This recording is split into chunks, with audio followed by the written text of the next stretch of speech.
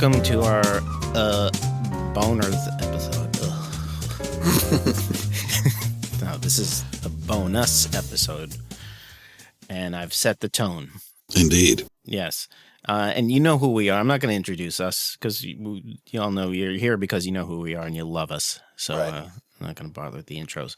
But this is going to be like a kind of a free-form episode, a mini-sode, if you will. I hate that term, but you already said it. I already said it's out there. So, all right. So being that we were just talking about the music of Eric Zahn by H.P. Lovecraft, I thought it would be a good idea for us to just discuss something kind of horror related. Like, what are the darkest pieces of music you love to listen to? I thought that would be a cool topic to discuss. Mm-hmm. And so, Alec, I asked you, why don't you come up with 3 of them and just base it off your own criteria of what constitutes dark. These are like our personal favorites that aren't meant to be like the darkest pieces according to some inscribed in stone criteria or anything like that. Mm-hmm. So let's talk for a second.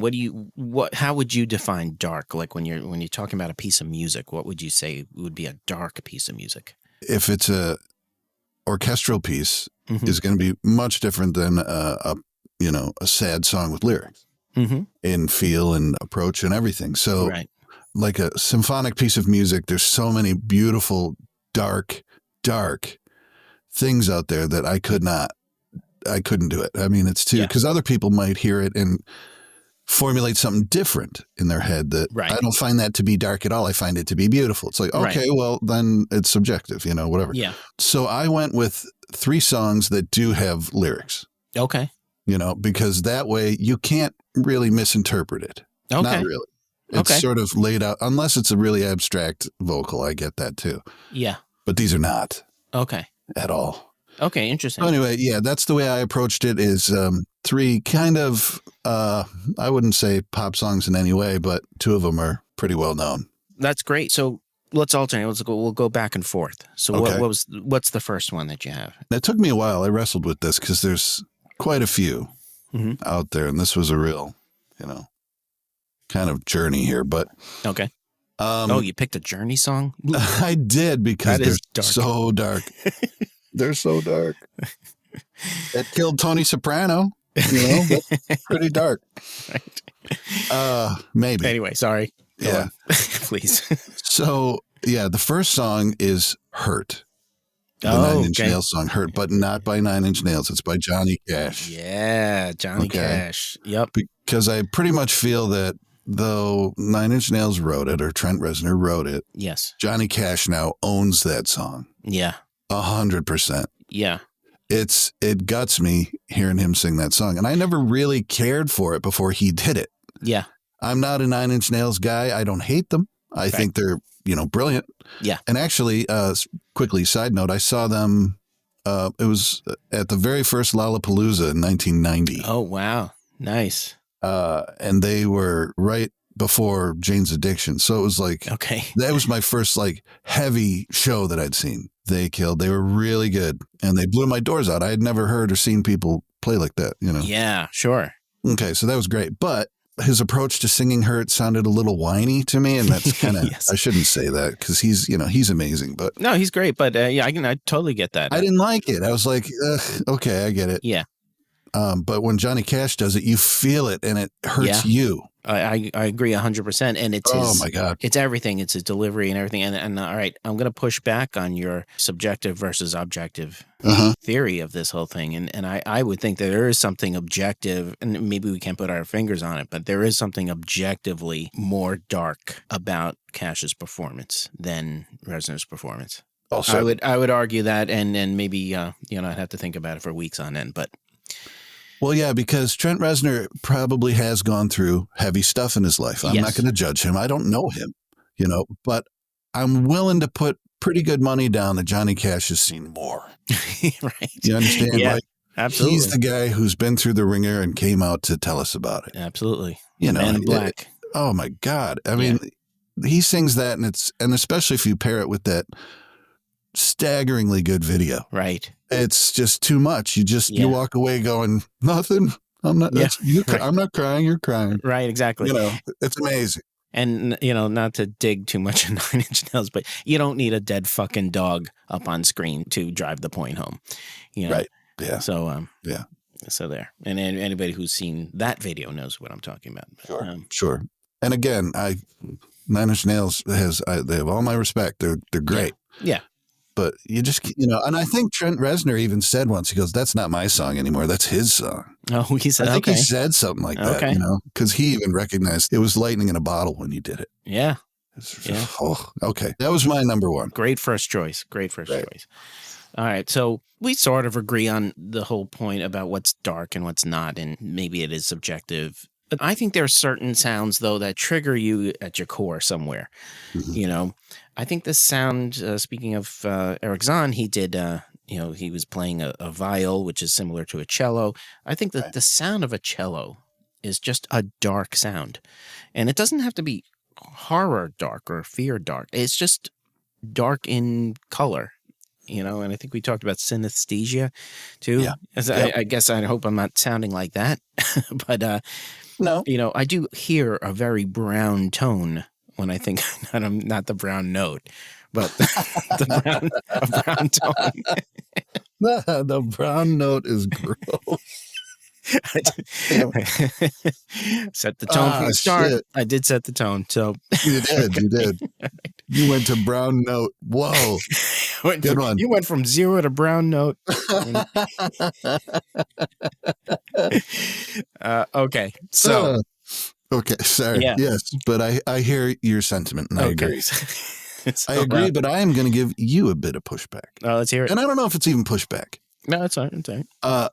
Because a cello, to me, doesn't sound so much dark as it does sad. Okay. All right. It's like full of sorrow when you hear a cello, almost always. Yeah. Well, and this is what I was talking about. Like, what do we mean by dark? I guess it could be. That is really subjective. Obviously, it's right. Yeah, sad can be dark, and I do have a couple of sad songs here that are I would consider dark. But let me start with something that's just what I consider tonally dark.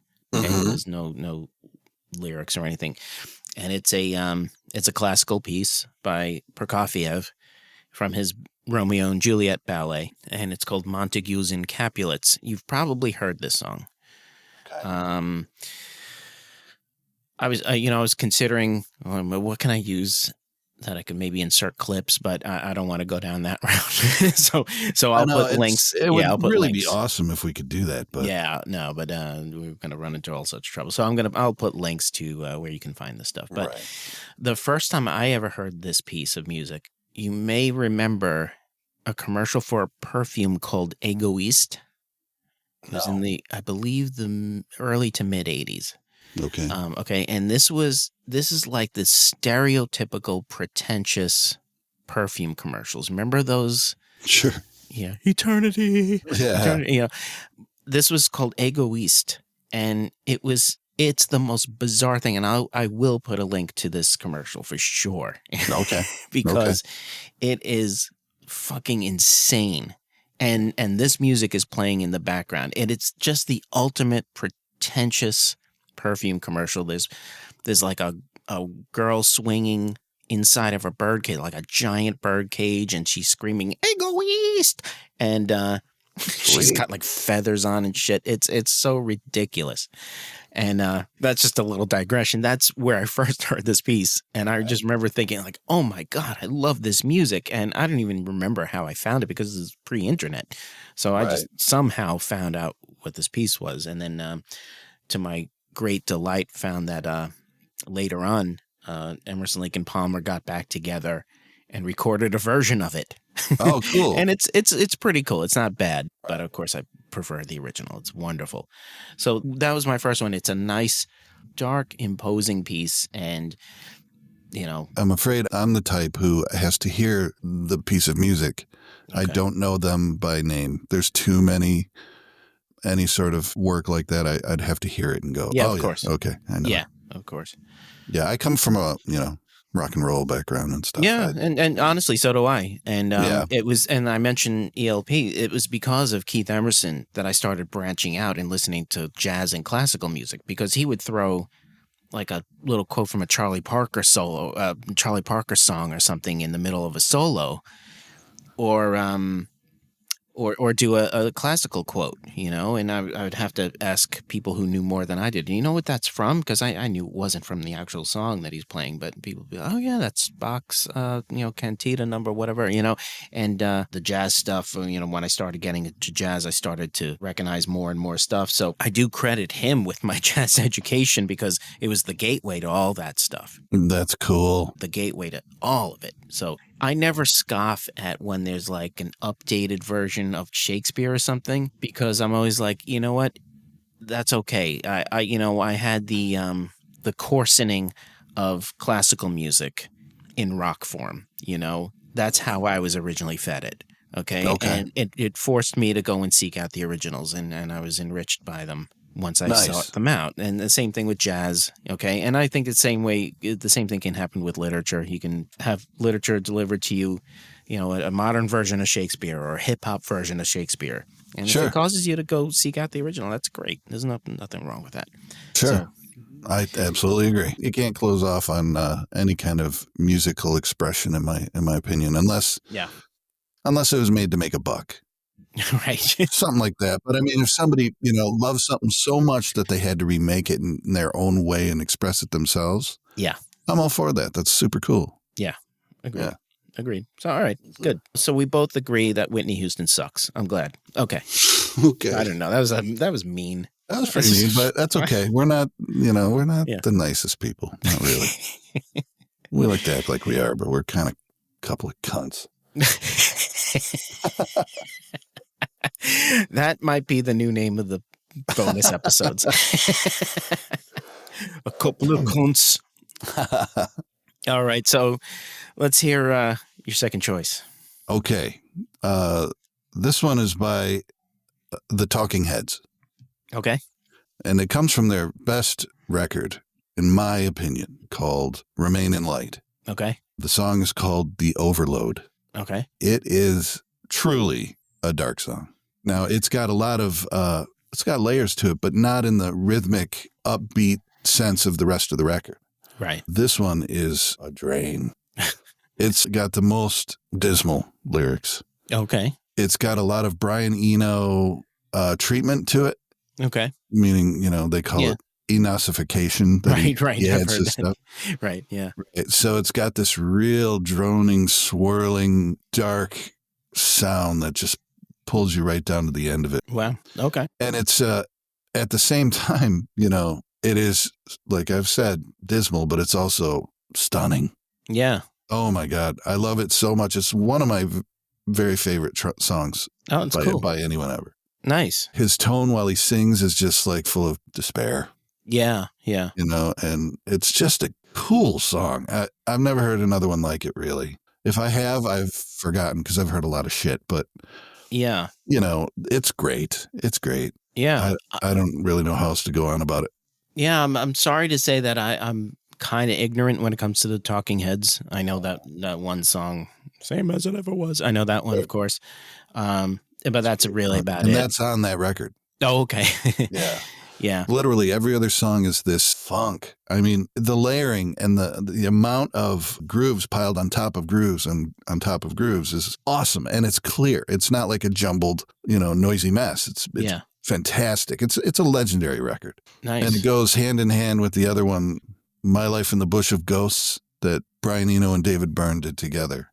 Okay. Where they sampled old like ham radio transmissions and put music to them. Oh, cool. Like there's an exorcism on there. That's awesome. It's terrifying. It's great. Yeah. But I didn't want to go that route because it was very literally an exorcism. So it's like, okay.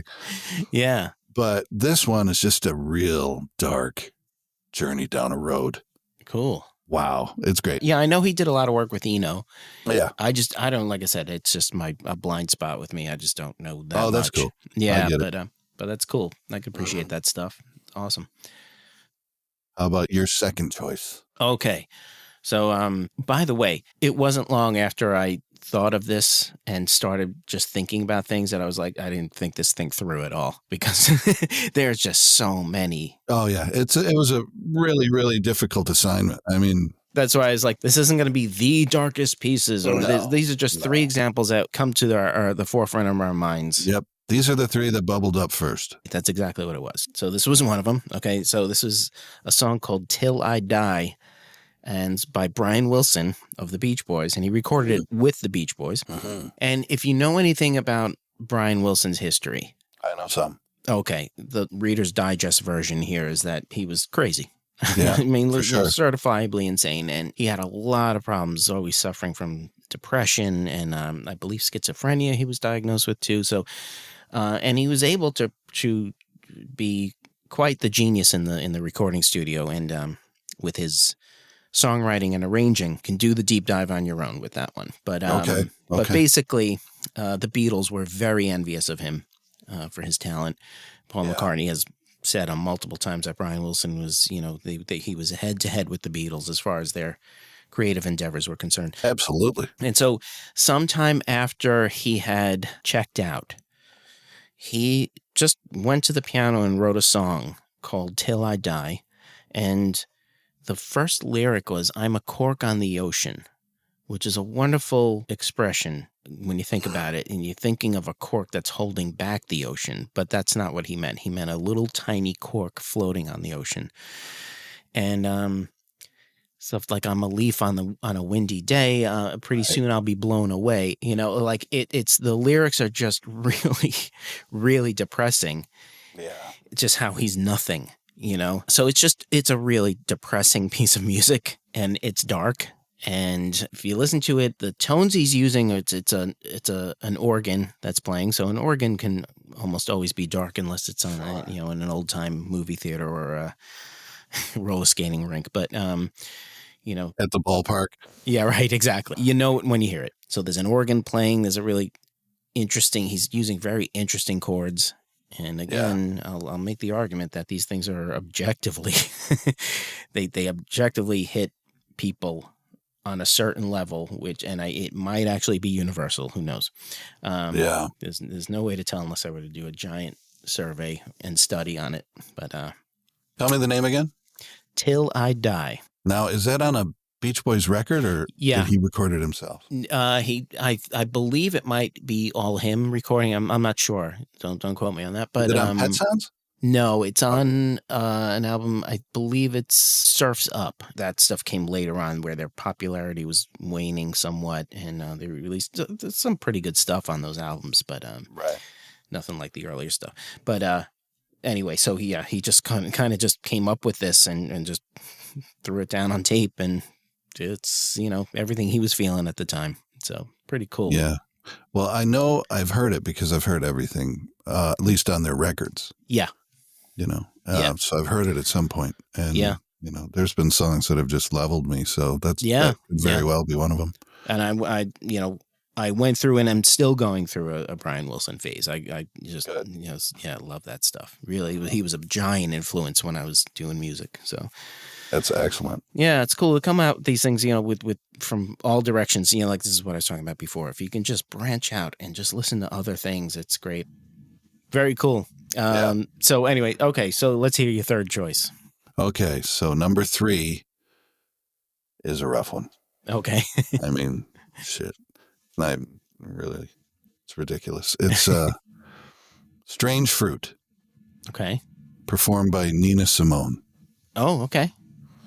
I don't know if you're familiar with that song. I'm not familiar with the song. I know Nina Simone, of course, but my God, I don't know that song.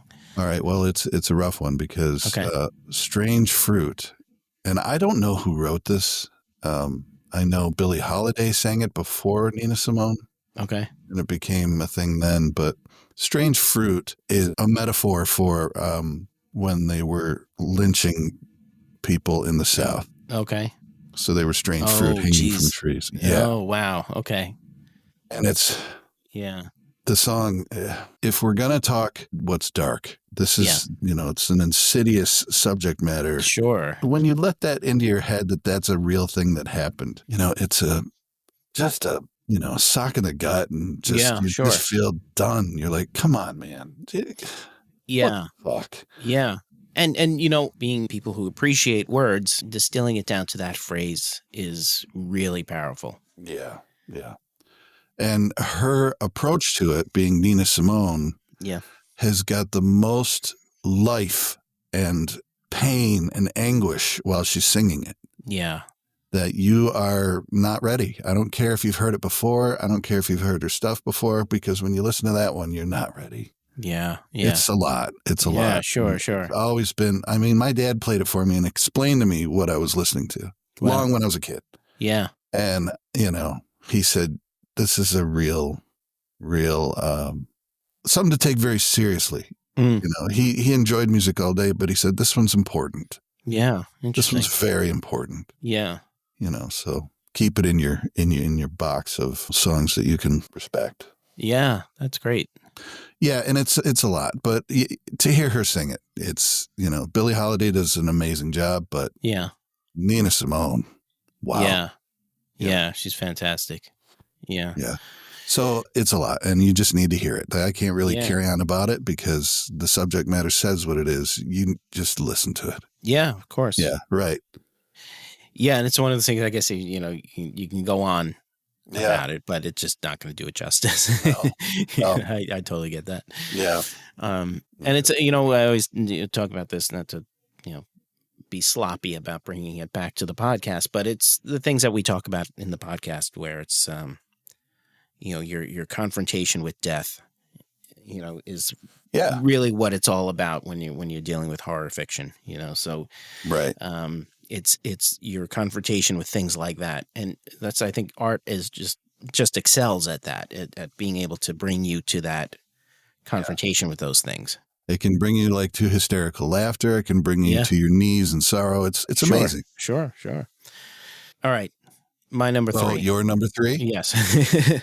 Okay, so I can't top that. It's not. Yeah. Sorry. Like we always say, just with the beers that we choose, this is not a race. No, absolutely not. We're all good. We're all good. All right, so I'll tell you the song first. So this is the Keith Jarrett Trio. I don't know if you're familiar with the Keith Jarrett. Yes. Not intimately, but yeah, I've heard it. Okay. Yep. So the Keith Jarrett Trio did a live recording of Bob Dylan's song My Back Pages, which was recorded by the Byrds originally. I had a friend who's a big Bob Dylan fan and admits that Bob Dylan's songs were always done better by other people, not by Bob Dylan himself. I agree. I have to interrupt because you just reminded me of something that my pal and friend of the show, Lee, he said a long time ago, and I'm pretty sure he was the one that said it. I like Leonard Cohen songs when Leonard Cohen isn't singing them. Yeah, right. It's so I true. Think it was Lee. And Lee, if you heard this and that wasn't you, I apologize, but I think it was you. Yeah, it almost reminds me of, I think it was Mark Twain. Said Wagner's music isn't as bad as it sounds. Oh my God, what the hell? I love Wagner. Yeah, no, he's great. He's great. I mean, the gods entering Valhalla is one of the most stunning pieces ever. Sure. And pretty over the top, but it's fantastic. Yeah, and who doesn't love Ride of the Valkyries? Come on. Oh, well, of course. Come on. And an inspiration from one of the greatest Bugs Bunny cartoons ever, too. So good. All right. Got to get back to the hideous death and horror and all that stuff. The Keith Jarrett Trio doing My Back Pages. This was literally the first thing that popped into my head. And I seriously can't put my finger on what makes this dark for me personally. I'm going to hazard a guess, okay? Charlie Hayden is on bass. I love him. Yeah. He's incredible. And he starts the song by playing the melody of the song on bass. And it is so mournful. I've got hackles raising on my skin right now. Right. Just thinking about it. Because it's so mournful, the way he intros the song. That you're just like, this sounds like I'm sitting on a really rainy ass day, depressed. And there's a quote usually attributed to Kurt Vonnegut but I think he was quoting somebody else. He was quoting a jazz critic. I can't remember the guy's name, but he said, the blues can't cure depression, but it can drive it into the corner of the room wherever it's being played. And so, so you know what that means. So when I hear that intro and I'm feeling low, I say, man, Charlie Hayden gets it. Charlie Hayden understands how I'm feeling right now, you know? And so it's one of those things. It's like when, you know, people who like to go to funerals so they can just feel all the feels, you know. There are people like that out there. Like Club. Yeah, right. So yeah, so and then the song starts and it's My Back Pages, and it's a very melancholy version of it. I again, it's not necessarily a melancholy song, but the way Jarrett plays it, his touch on the piano is just gorgeous, and it's a lovely version of the song, you know. And then Hayden takes a solo later on, and it's like he's just doing this thing on the bass, and I'm not that schooled on the bass, on the upright bass especially, but I think he might be bowing it. I'm not sure. And taking the bow and doing that bouncing thing that string players do with the bow, where it's like, you know, so you hear that in the background, either that or he's fluttering his fingers really fast on the neck, like up on the neck. So you just I can pretty much hear what you're describing. I know that sound. Yeah, and it just gives you, you know, like I said, everything just runs right down your spine. It's beautiful. So, and of course, that's great. Yeah, and I'm either not doing it justice or I'm doing it too much justice, and people are going to listen and be like, what the fuck? Yeah, what are you talking about, you weirdo? Doesn't matter. It hits you in the guts. That's where it's at. Yeah. There's my number 3. My Back Pages by the Keith Jarrett Trio. First of all, I love that title. Yeah. My Back Pages. Yeah, absolutely. Yeah. But I was always listening to a record I was into for a while was Pat Metheny and Charlie Hayden. Missouri Sky. Yeah. Right. Good one. Really I'm not familiar with the album. I remember when they worked together, though. Sure. Yeah, it's a nice one. His daughters are musicians, the Hayden triplets. 2 of them were in a band called That Dog in the 90s. Cool. They were like a post-punk type band. Right. But they were weird. Like one of them played the violin. so it was like weird, like punk with violin and shit. Oh, you know, they were... that chick who plays the violin played on Friends with P. Do you remember that song? Friends with P? Friends with P, again, from the late 90s. Synth, post-punk, again, if I heard new it, wave, whatever. You probably would know it if you heard it. God damn it, I can't remember I want to say the Replacements, but that's not it. It's not the Replacements. It's somebody else. You mean the band, the Replacements? Yeah, I thought it was them for a second, but that's not it. And you know what? My Mac keyboard is inches away from my fingers right now, and I'm not going to go and search for it. You're not going to subject the listeners to that? No. Okay. No, I'm just not gonna do it. I'm not gonna give in to my ADHD and start looking up and fall into a hole right here on the podcast. That's awesome. Fall into an internet hole on the podcast. Whoa, you just turned into a Cylon. What is going on? Oh no, really? Yeah. Whoa. Still? No, it's okay. That was crazy.